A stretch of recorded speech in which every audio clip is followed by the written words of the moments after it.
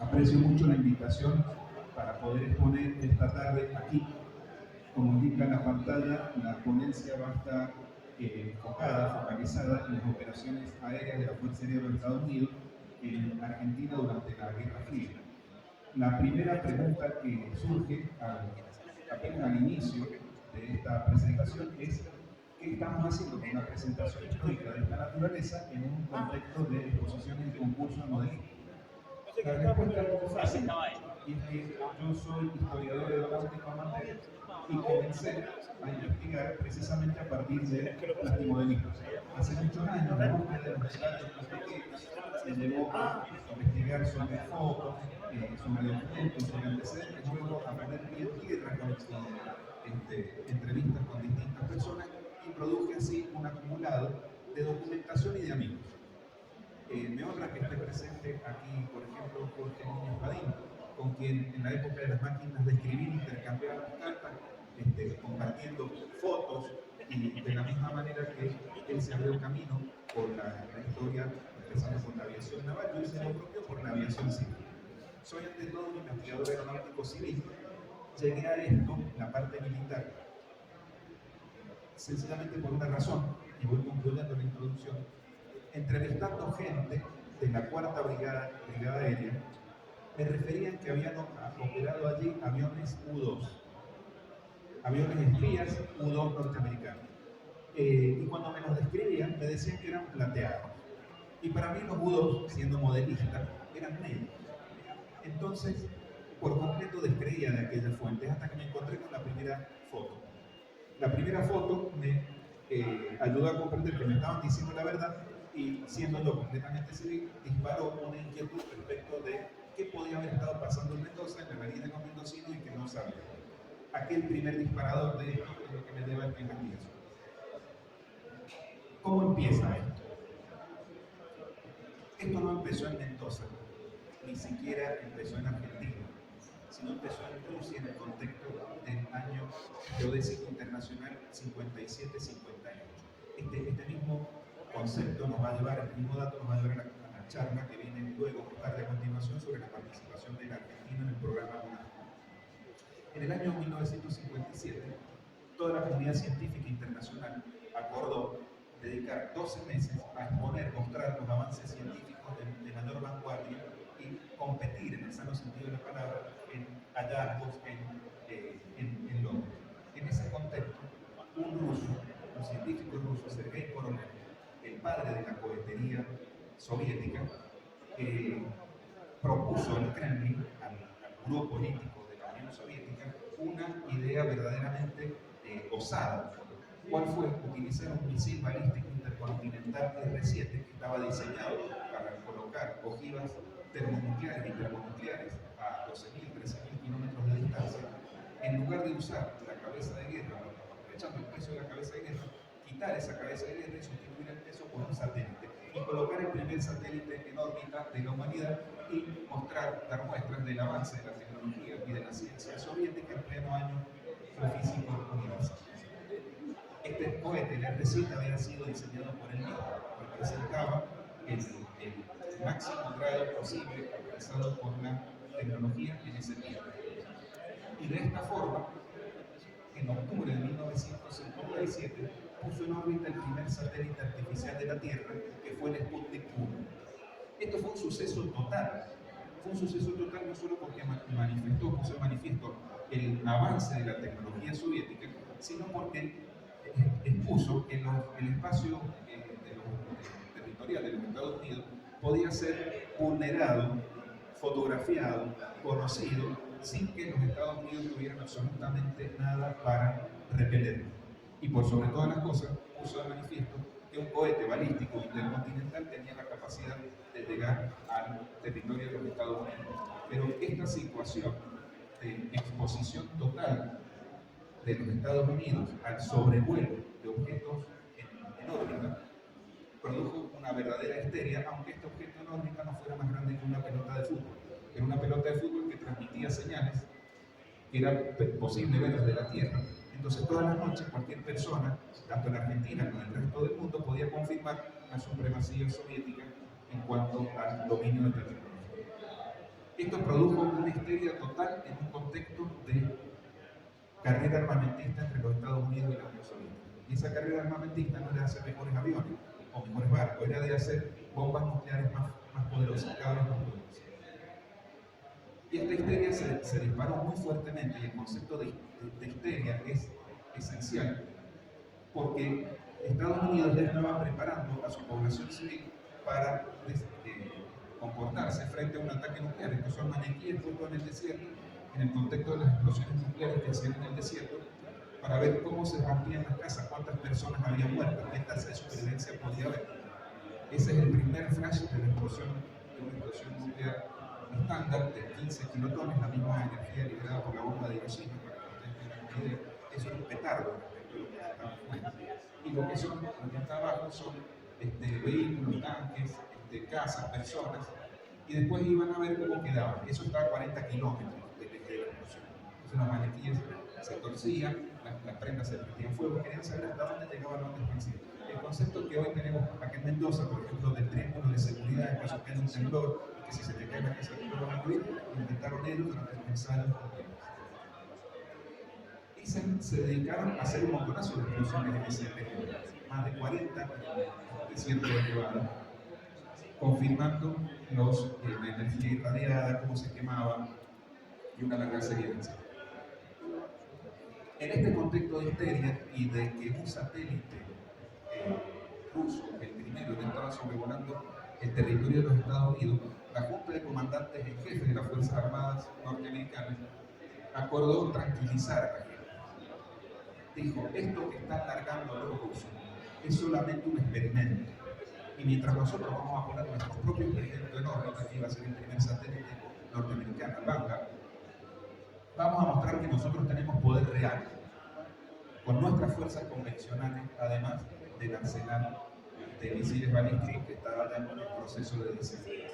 Y vamos a mostrar que tenemos poder real, porque vamos a mostrar que tenemos la capacidad de llevar una gran fuerza aérea, una gran despliegue militar, directamente desde Estados Unidos a Moscú.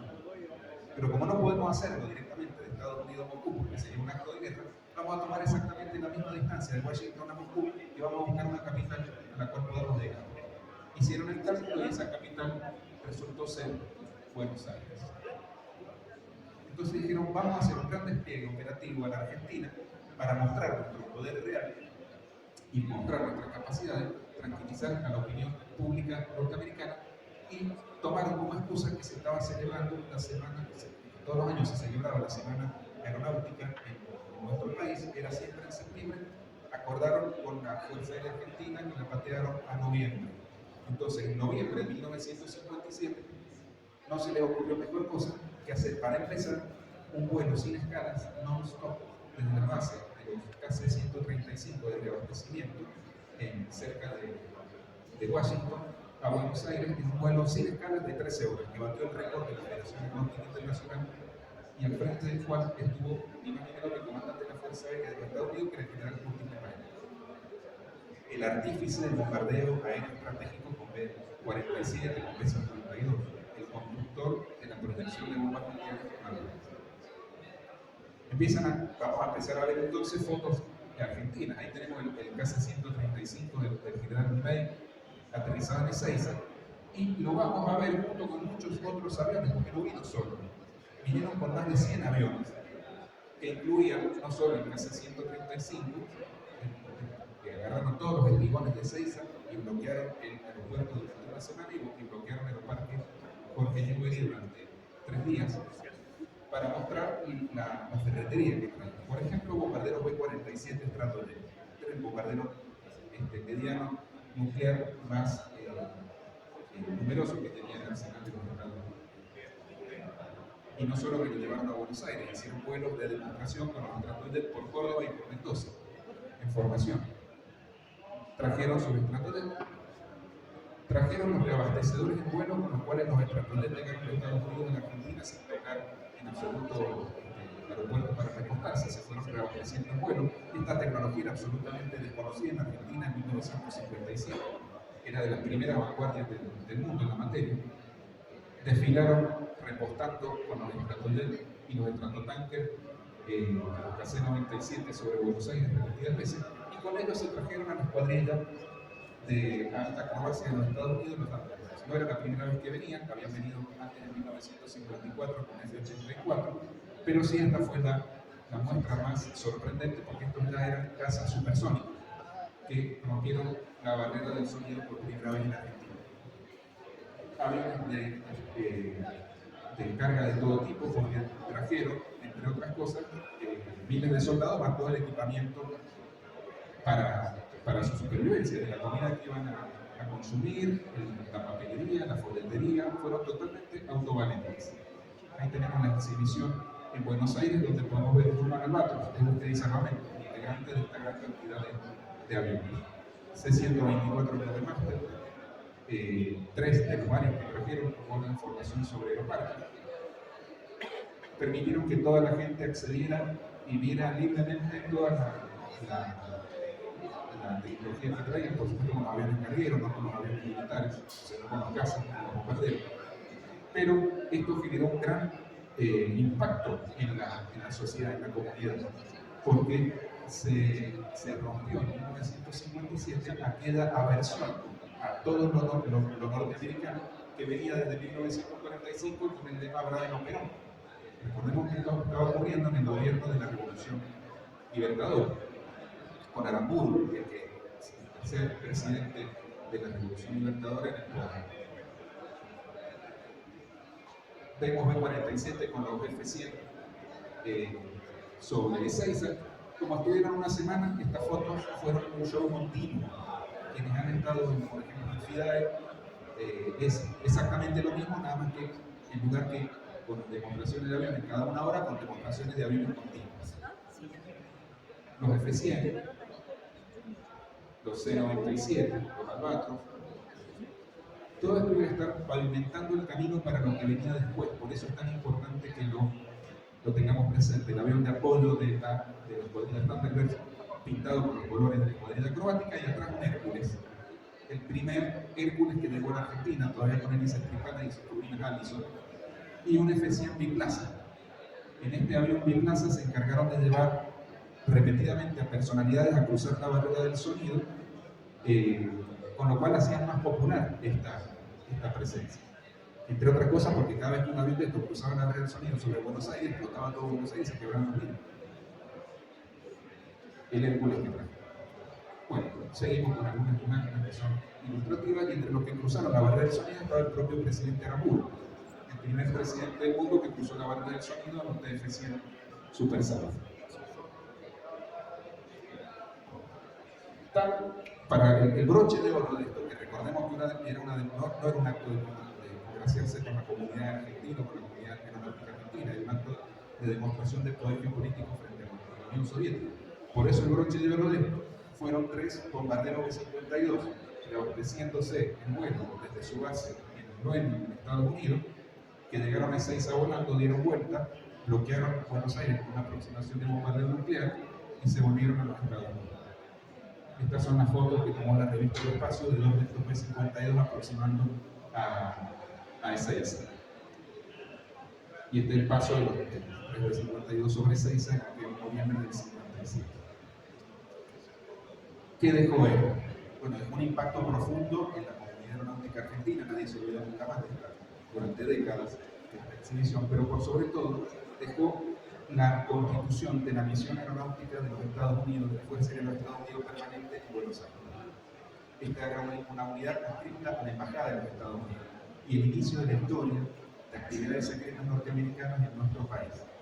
Un destacamento militar, presencia militar, de individuos que se los consideraba embajadores del sur porque el uniforme de la USAF era azul, y embajadores porque tenían estatus diplomático y eran internacionales.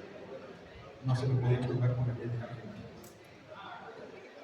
La presencia de la misión permanente de la Fuerza Aérea de los Estados Unidos en Argentina pavimentó el camino a lo que iba a venir.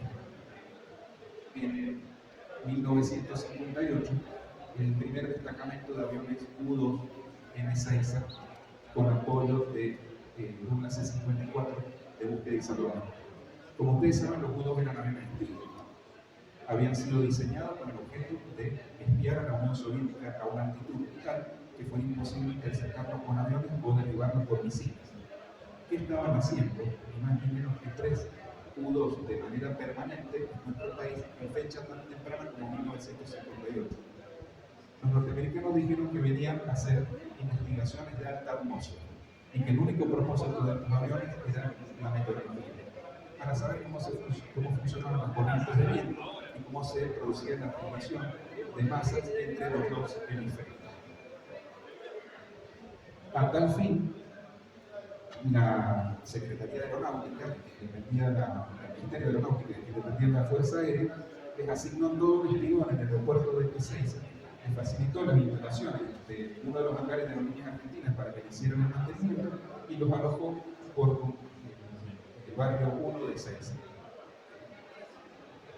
Los humos, entre comillas, meteorológicos, según los norteamericanos, no traían equipamiento fotográfico.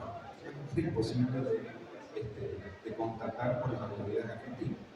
Y sí traían unos dispositivos que lo vamos a ver en las imágenes que siguen, que eran como botellones en la trompa bajo la toma de aire de las turbinas. A ver si lo ven. Ahí está. Las rayas amarillas indican la modificación en la trompa con la toma de aire y la modificación debajo de la toma de aire de la turbina con dos especies de botellones. Ahí vemos uno. Esto no le funciona el puntero, a ver si lo vamos a hacer. No, me lo bloqueé en televisión. Pero vamos a verlo en las imágenes que siguen. Ahí. Lo de adelante no es un faro, no es un faro de aterrizaje. Es una trampa de aire que se abre, permite entrar el aire y se cierra. Y la otra es un receptor de aire exactamente igual. Pero no es aire para ventilación, la turbina ni cosas por el estilo. Es un captador de partículas radioactivas. Captaban partículas radioactivas suspendidas en el aire. Y cuando hablamos de partículas, no hablamos de una equivalente a una partícula de hormón. Estamos hablando de partículas prácticamente del tamaño de un átomo, de hecho isótopos del gas Krypton 45. ¿Qué es el Krypton 45? El Krypton 45 es un isótopo del elemento químico Krypton que se libera en el momento en el que se produce la fabricación del plutonio en plantas nucleares. Y se libera en función directa, es decir, que si yo produzco 1 gramo de plutonio, se libera al espacio una cantidad fija determinada de 85. Por tanto, si yo capto en la atmósfera determinada cantidad de 85, puedo saber que un estado, un país, está produciendo ya plutonio en esa misma cantidad. Y saber por ingeniería inversa cuál es el poder de su arsenal en desarrollo. Las captaciones de Krypton 85 estaban apuntadas a saber cuál era el arsenal de la Unión Soviética. Y como el Krypton 85 es un gas, se distribuía de manera uniforme en todo el planeta. Entonces había que salir a captarlo de manera uniforme en todo el planeta. Habían empezado por el norte del Ártico hacia el sur, llegaron en Puerto Rico y siguieron hacia el sur, como hacia Argentina, para hacer vuelos norte-sur sobre un tramado estándar que permitiera captar sistemáticamente las partículas radioactivas de Krypton 85. La mascarada de esto fue el High Altitude Sampling Program, o sea, programa de muestreo de partículas de gran altitud, que según el informe, el documento anual, no eran partículas radioactivas, eran partículas de smog, eran polen, distintas otras elementos que estuvieran circulando por la atmósfera y que querían conocer a través de su detección cómo era la circulación del viento o de la masa de aire en el hemisferio. El patrón de vuelo era para el vuelo HASP, la mascarada, y el patrón de vuelo era para los vuelos de la operación Crowfly. La operación Crowfly era el nombre código de la operación secreta del rastreo micropartículas. Estos son las muestras de cómo deberían cumplir diariamente los vuelos, los aviones que operaban en la Tierra. Fíjense que los vuelos al sur llegaban hasta el mar de Weddell. Es más, vamos a ver más adelante, que llegaron a operar desde Tierra del Fuego, desde la isla grande de Tierra del Fuego, la base de Naval Ushuaia, hasta la Antártida. Estamos hablando de presencia aérea y control del espacio aéreo en 1958 al 60. Todo este programa no había sido diseñado por la Fuerza Aérea de los Estados Unidos, sino por el Laboratorio Atómico de Los Álamos, donde se había hecho el proyecto Manhattan, que estaba en Nuevo México. Estas son las instalaciones del Laboratorio Nacional de Nuevo México. Y este laboratorio llevó adelante 2 ensayos para los cuales iba a usar aerobudos basados en la Argentina, que fueron las operaciones Hartak y Argus. La operación Hartak puso elementos trazadores radioactivos específicos en las explosiones nucleares que se iban a hacer a gran altitud sobre la atmósfera, prácticamente en el espacio, y la operación Argus iba a hacer explosiones nucleares ya directamente en el espacio. Y los aviones basados en Argentina tenían que detectar las partículas trazadoras de estas explosiones y confirmar de esa manera la circulación del aire y la tasa de deposición de los detritos nucleares. ¿Qué son partículas trazadoras? Es como de la misma manera que las balas trazadoras permiten ver la coloración de dónde viene el disparo. Al colocar distintos elementos químicos en la explosión nuclear, la captación de esa radiación te permitía, esa partícula radioactiva te permitía saber que las mismas venían de la explosión nuclear. La operación Argus tuvo lugar en 1958, a finales del 58, en el Océano Atlántico Sur, frente a las costas argentinas, y la operación Hartak tuvo lugar en la isla Johnston, en el medio del Pacífico, donde hacían sus pruebas nucleares los norteamericanos. Hacia allí llevaron 2 misiles balísticos intercontinentales Redstone. Son iguales que los Júpiter, son los cuales fueron colocados en misiones civiles de la NASA, el satélite Vanguard, pero eran en realidad misiles balísticos intercontinentales que en la cabeza tenían una cabeza de negro.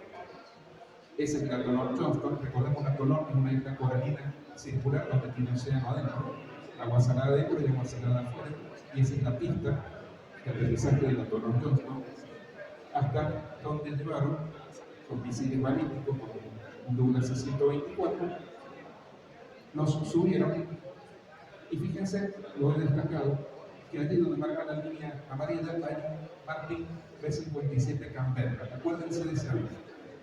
Acuérdense de los Martin B-57 Canberra, que ya estaban participando en las operaciones de explosión nuclear. Aquí lo tenemos. ¿Por qué? No porque vayan a tirar una bomba atómica, para eso estaban los misiles, sino porque estaban equipados con los samplers. La primera de las alas no son tanques de combustible suplementario, son los captadores de partículas exactamente iguales a los de los escudos. Entonces, producida la explosión nuclear, salían los B-57 a olfatear, si cabe la expresión, captar esas partículas y luego procesarlas en laboratorio e ir confirmando la calibración del circuito esto de ingeniería inversa. Además, está decir que esto era un secreto, que la tecnología es sumamente avanzada. La operación Hartak tuvo lugar en agosto del 58 a 76 kilómetros de altura y liberó 3.600 kilotones. Recordemos que la bomba de Hiroshima era de 15 kilotones. Es una bomba termonuclear con capacidad para arrasar Buenos Aires, o para arrasar Nueva York, o para arrasar Moscú.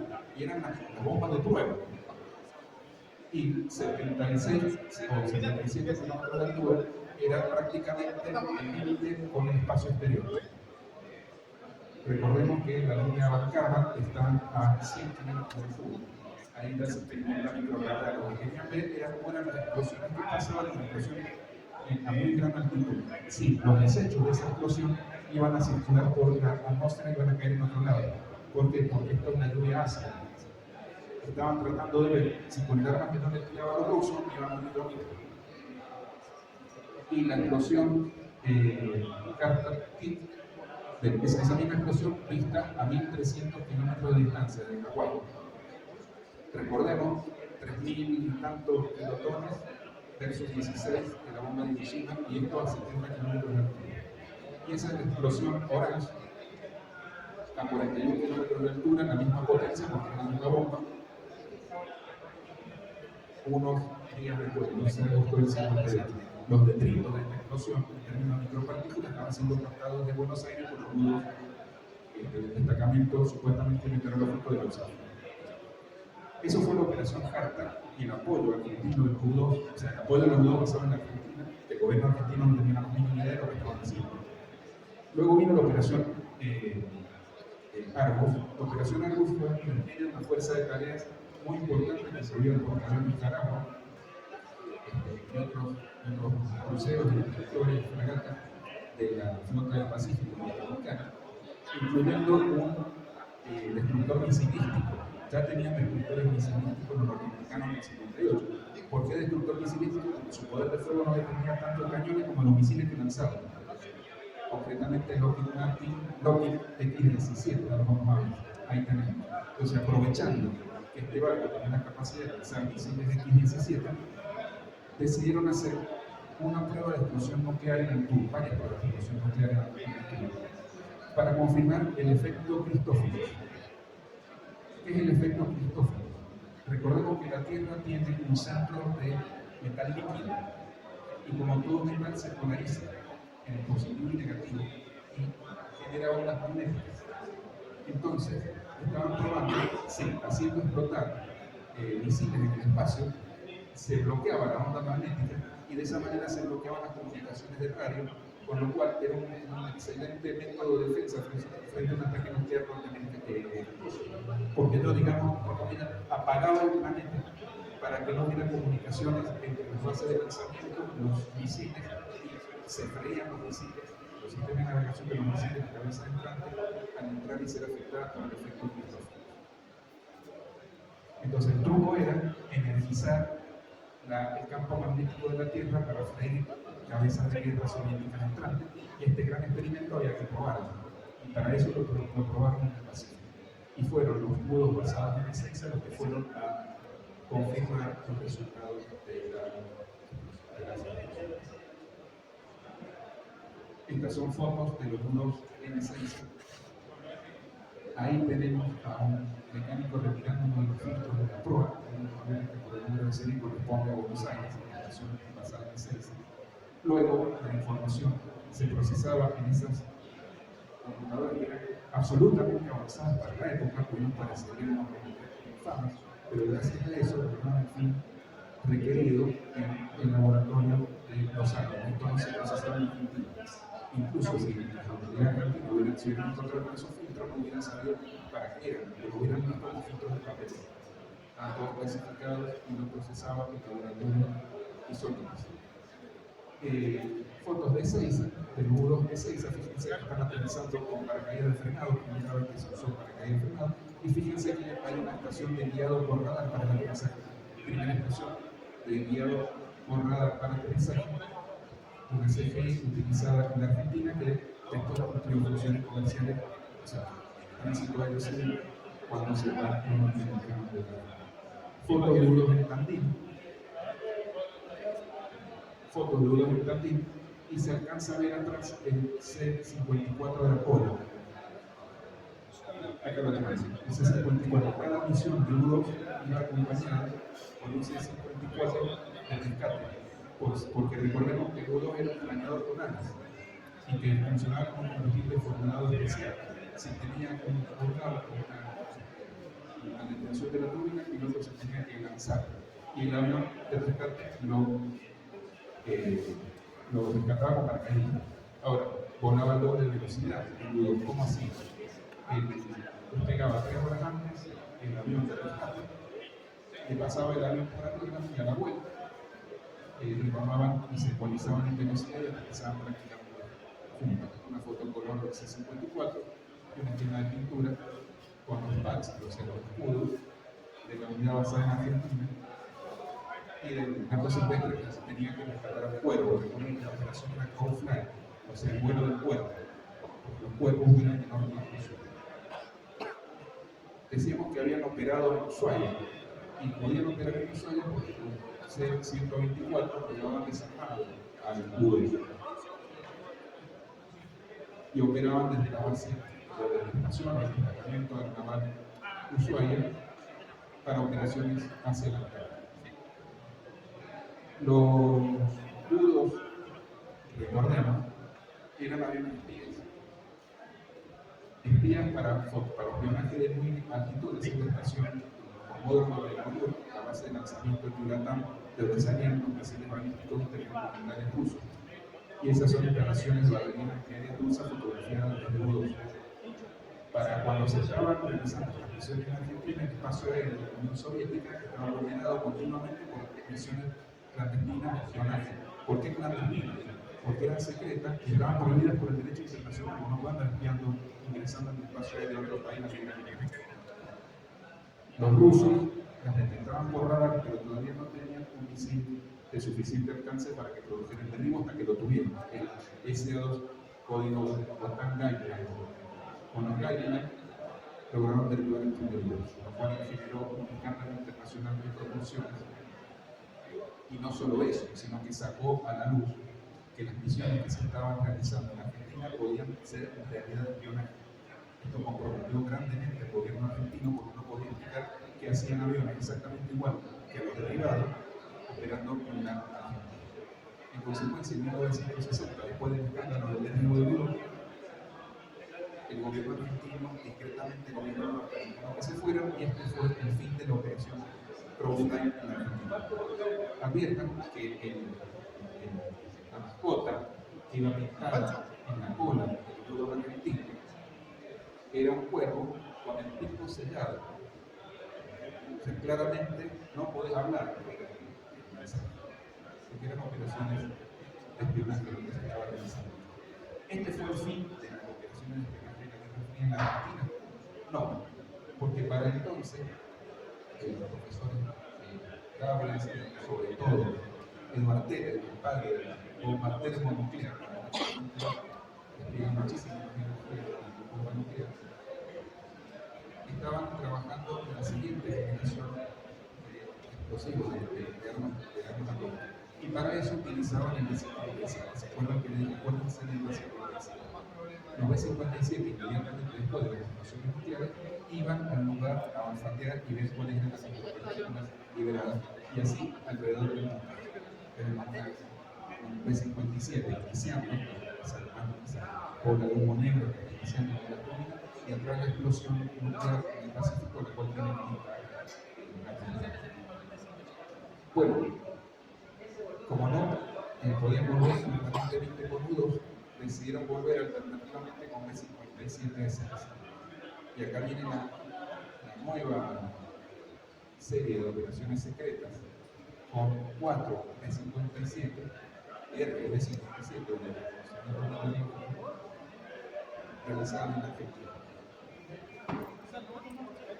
Eran aviones que simplemente pedían autorización para pasar, requerían el abastecimiento durante determinado tiempo de 6 y siempre el argumento era investigación meteorológica. Por eso Cancún dice Weather, que se inclina con meteorología. La realidad es que están captando partículas y que están captando partículas en todos los países indicados en las propias fotos por el número de serie que correspondía al avión. Fíjense cuáles son los logos del escuadrón 4926. La abejita captando partículas de explosiones nucleares. Y el loco dúo estaba formado por U-2 y B-57. Los aviones que operaron aquí en Para ese momento, estaban operando en Argentina, los Estados Unidos, la agencia nuclear, ya tenían un avión nuevo sobre la base de B-57. El B-57 como la gente, una avión que con la misma potencia permitía volar muchísimo más alto, precisamente porque tenía mayor superficie de su ubicación. Y llegó un punto que ya no podía volar más alto porque no le daba ingesta suficiente de oxígeno a la turbina. Entonces le metieron turbofanes. Con estos aviones a mucha más altitud fueron a buscar partículas de todas las explosiones nucleares que iban haciendo y fueron moviéndose por el mundo. Como no podía venir a la Argentina, con los nuevos aviones RB-57F con turbofanes, no con turbinas de flujo directo, tienen una diferencia. Esas turbinas parecen rectas, o sea, son rectas. Son las turbinas estándares. Estas no tienen unos grandes faros, unos grandes ductos que son los faros. Y además, estos turbinas auxiliares para potencia que son actividades son cuatro motores, porque toda el área era de combustible para misiones larguísimas, misiones de 12 horas. Como no podían venir a la Argentina, se instalaron en Australia. Estas fotos corresponden al destacamento de Australia. Y hacían exactamente lo mismo, nada más que con tecnología cada vez más avanzada.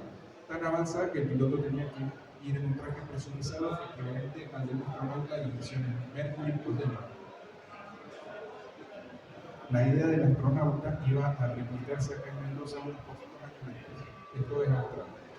Esto es Australia y ese era uno de los documentos que encontré al hacer toda esta investigación, que es el reporte del AIRRAM de 1967 del Departamento de Estado de los Estados Unidos, el Ministerio de Relaciones Exteriores, requiriéndole a la Embajada Argentina de los Estados Unidos en Argentina que arbitrara todos los medios para el despliegue de los norteamericanos a nuestro país, a Mendoza en particular, en el contexto de lo que se dio llamar Operación Quick Tip. La Operación Quick Tip iba a ser a partir de 1965 y hasta el 74 la que implicó la presencia de los nudos de los RB-57 F en el territorio argentino y mendocino en particular. ¿Dónde se instalaron? Esa es una foto aérea del aeropuerto de Madrid entonces, que es exactamente igual que ahora, que esas marcas son igualitas en Santiago, tiene toda la estación Francisco Gabriel aquí, donde ahí se ve el sector, donde se ve un viñedo. Hasta entonces el aeropuerto era eso, el sector civil a la derecha y en el extremo izquierdo la cuarta brigada aérea. Y la cuarta brigada aérea, la Fuerza Aérea de los Estados Unidos, construyó un hangar, que ahí no se ve, pero que ahí sí se ve. El hangar 7 de la cuarta brigada aérea, construido en 1965 para la llegada de la misión norteamericana de aviones secretos y utilizada exclusivamente por los norteamericanos. En esta foto vemos el hangar 5 o 6 a la izquierda y el 7 aislado acá al fondo y un RB-57 de la dotación. Uno dentro del hangar, uno afuera. Ahí está, ese es el hangar 7. Actualmente lo ocupa parte de la mitad de la lucha antigranizo y la otra mitad la empresa Libre. Y estos ya son del 57 en Mendoza. ¿Por qué decidieron despegar a Mendoza? ¿Cuál era el propósito por el cual con tanta premura los trajeron de Australia a Mendoza al destacamento de aviones argentinos? Porque por satélite los norteamericanos ya habían detectado muchos movimientos en las fábricas de uranio y de plutonio de Francia. Y no solo eso, sino que habían notado que en los atolones de Mururoa y Fangataufa, en la mitad del Pacífico, estaban construyendo grandes búnkeres antinucleares, antiatómicos,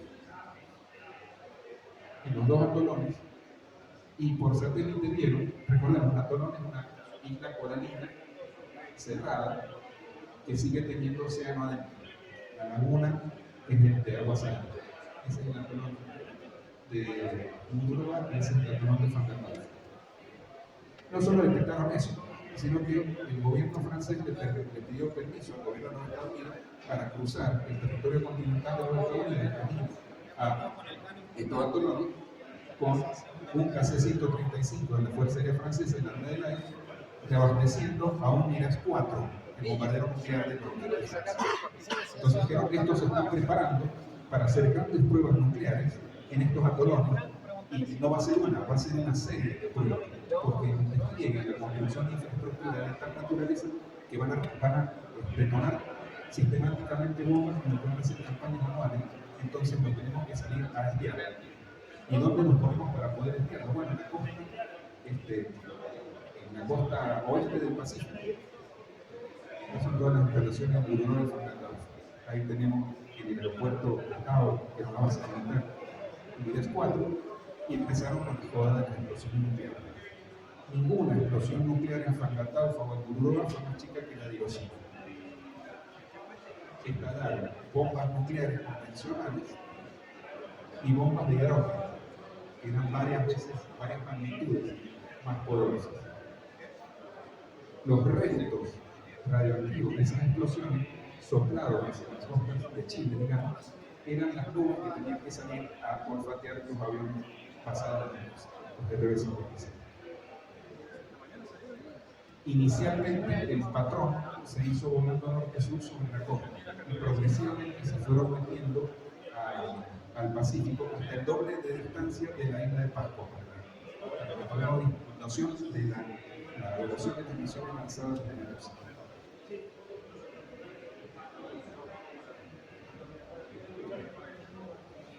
Todo esto, como les digo, era completamente secreto. Se hacía en el MAS porque no podían admitir que estaban espiando con ingeniería inversa a la Unión Soviética y menos a Francia, porque Francia era un aliado de la OTAN. Sin embargo, los estaban espiando y el fuego empezó a despegarse en agosto de 1968, cuando en el aeropuerto Infanterino aterrizó un bombardero Víctor de la Fuerza Aérea Británica.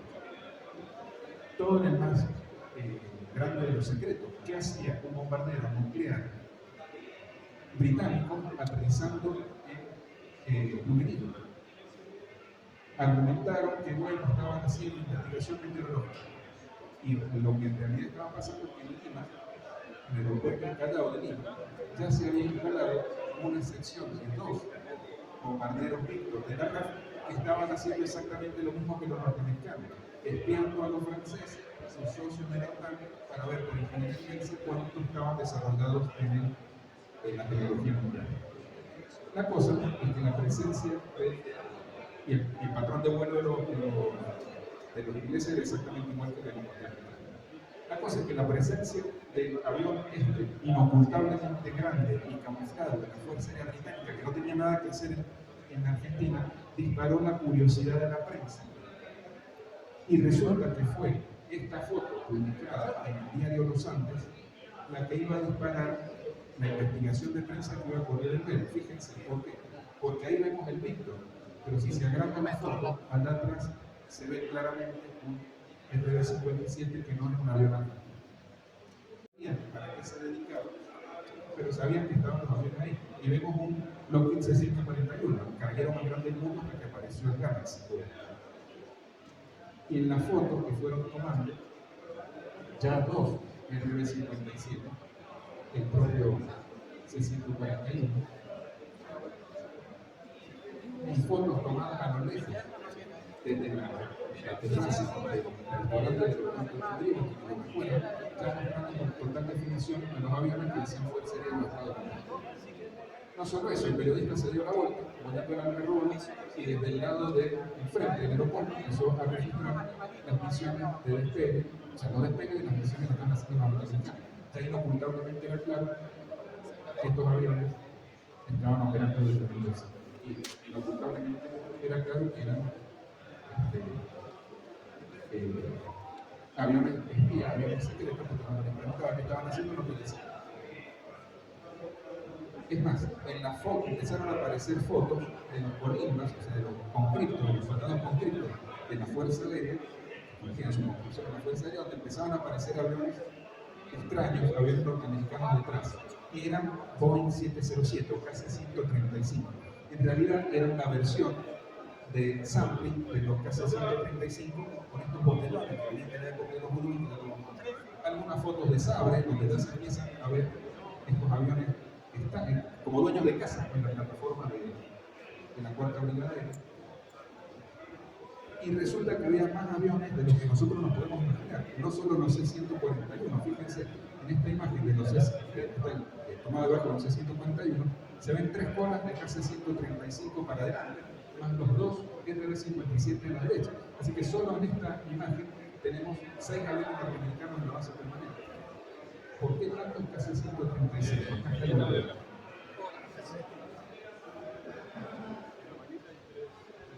¿Por qué tantos KC-135? Porque se reabastecían en vuelo a otros, eran algunos reabastecedores y otros eran los aviones de espionaje. Porque no le alcanzaba la autonomía a un 707, a un KC-135, que en definitiva es el mismo avión, para ir y volver a la zona de objetivo de Uruguay y Fracatao. Necesitaban reabastecerse en vuelo en el camino. Con estos recursos, con esta reserva y con esta tecnología, se dedicó la base en el Ayuntamiento de Mendoza a explorar campaña tras campaña todas las asociaciones de productores franceses en el Pacífico. Ya entonces tenemos claras coordenadas. Y a reproducir a la explosión, captar en el aire partículas de los restos de los detonados.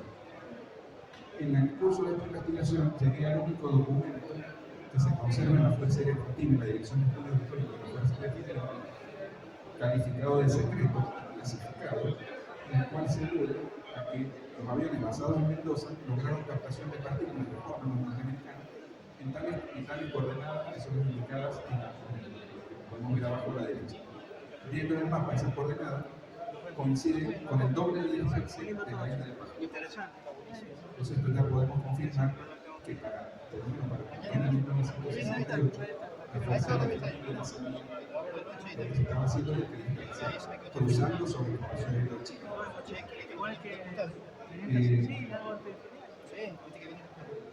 Acá tenemos algunas imágenes de la plataforma de la Tierra. La operación era completamente autosuficiente, es decir, no dependían para nada de los recursos existentes en el transporte aéreo, una comunidad completamente autónoma. Y el propio lenguaje generaba esa segregación, porque la banera idiomática lo permitía. No obstante lo cual, por lo menos, un piloto argentino, en este caso Comodoro Cleber de Fosco, logró volar o fue invitado a volar en el B-57 por la norteamericana.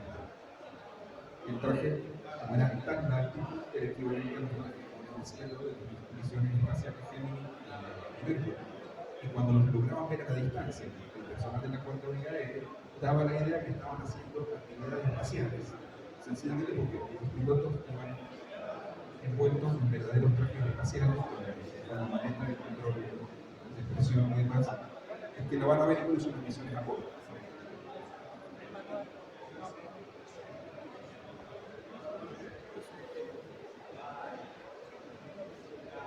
Esto iba a seguir así, campaña tras campaña, y a partir del 69 iban a volver los nudos esta vez a Mendoza, son fotos a color tomadas en Mendoza, pero ya no en la versión A que había operado en M6, sino en la versión C, la más avanzada, que se distingue de la anterior porque tiene una especie de joroba, que es donde tiene la toma para el reabastecimiento del vuelo. Eran U-2 ya muy largo alcance que no necesitaban tomar tierra para reabastecerse, se reabastecían de un casi 100 veces. Y así continuaron las operaciones. Tenemos algunas fotos a color, por ejemplo, tomadas adentro del hangar 7 de la Cuarta Brigada. Reconocimiento meteorológico, sigue siendo siempre la misma encarada, la misma fachada. Fuerza de Tarea Carlos, porque era la Fuerza de Tarea Charlie. Alfa, Bravo, Charlie, la primera en América del Norte, la segunda en Puerto Rico, la Bravo, la Charlie en Argentina. Los trajes, ahora vemos que son anaranjados, y hemos visto las imágenes blanco y negro, son los mismos trajes de astronauta. Tanto cuando se acercaban al avión como cuando volvían, lo hacían en una van cerrada, en la cual entraban 4 personas y salían 4 personas, y no podían saber cuál de ellos era el piloto. Buenísimo.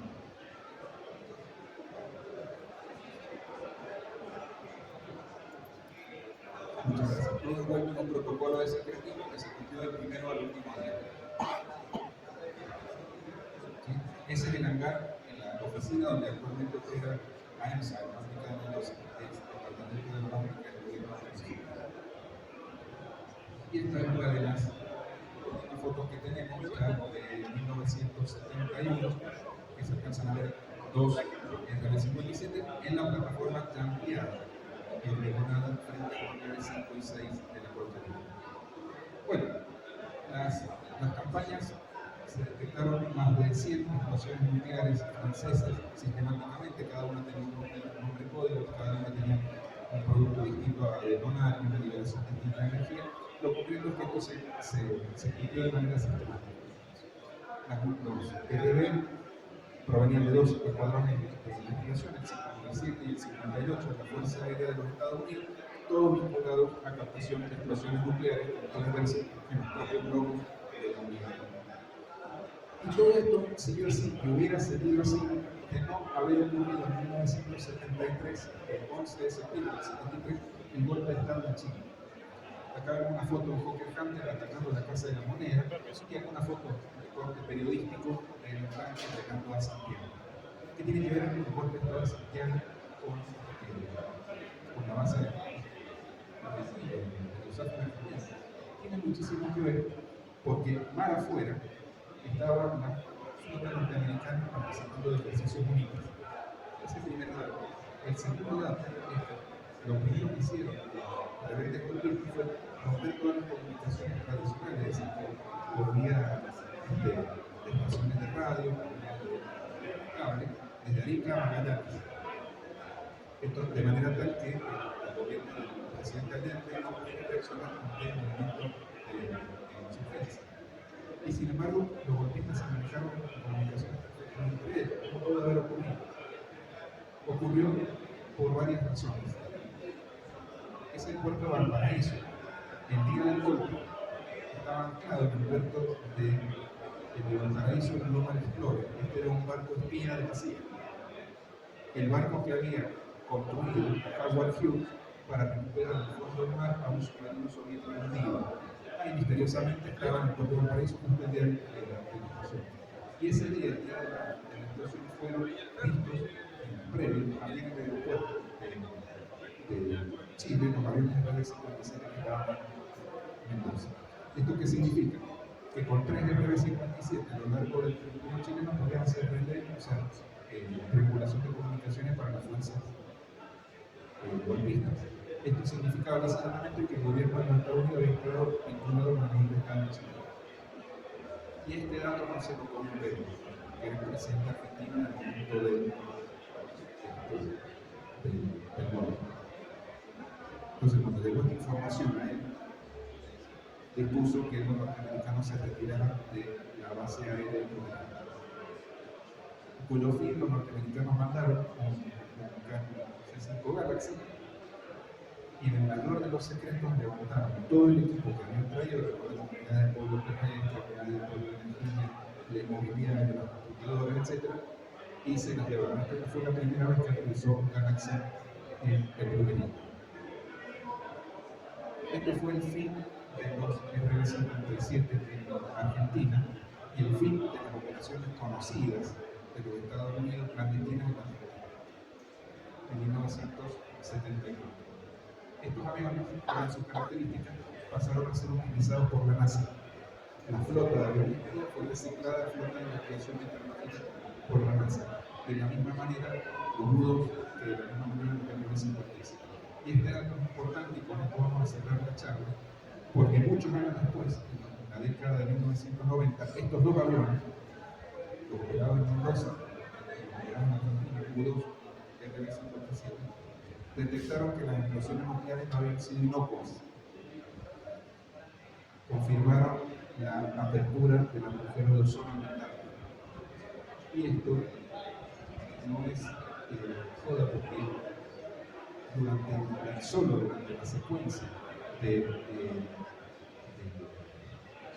ensayos nucleares atmosféricos, no los subterráneos, se liberaron a la atmósfera el equivalente a 500.300 kilotones. Recordemos que la bomba de Hiroshima tenía cerca de 15 kilotones. O sea, que nos dedicamos, se dedicaron a potencias extranjeras, Francia, Chile, Estados Unidos, a quemar alegremente la atmósfera. Entonces hoy, en este día de hoy, se está celebrando en la Amazonía la conferencia COP 2025 con 50.000 delegados para ver de qué manera se previene